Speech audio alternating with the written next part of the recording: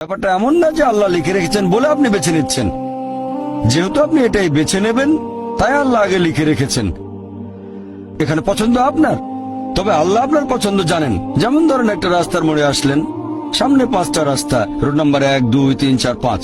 এখানে পছন্দ আপনার, বেছে নিতে পারেন রোড নাম্বার 1, 2, 3, 4, 5। আপনি গেলেন রোড 2-এ। এটা আগে থেকেই লেখা আছে আপনার নিয়তিতে যে আপনি যাবেন 2 নম্বর রোডে। ব্যাপারটা এমন না যে আল্লাহ লিখেছেন বলে আপনি করছেন। যেহেতু আপনি এটাই বেছে নেবেন তাই আল্লাহ আগে লিখে রেখেছেন। তাহলে পছন্দ আপনার। আপনি চাইলে টাকা উপার্জন করতে পারেন ভালো কাজের মাধ্যমে, হালাল উপায়ে, অথবা পারেন চুরি করে হারাম উপায়ে। পছন্দ আপনার। ধরেন চুরি করলেন, এটা আপনার সিদ্ধান্ত। তবে আল্লাহ আগে থেকে জানেন যে এই লোকটা সহজে টাকা পেতে চায়, তাই চুরি করবে। তাই আল্লাহ আগে লিখে রেখেছেন যে এই লোকটা 25 বছর বয়সে চুরি করবে। এখানে দোষটা কার? দোষ আসলে আপনার। তবে আল্লাহর আছে ইলমে গায়েব, তাই তিনি আগেই লিখে রেখেছেন।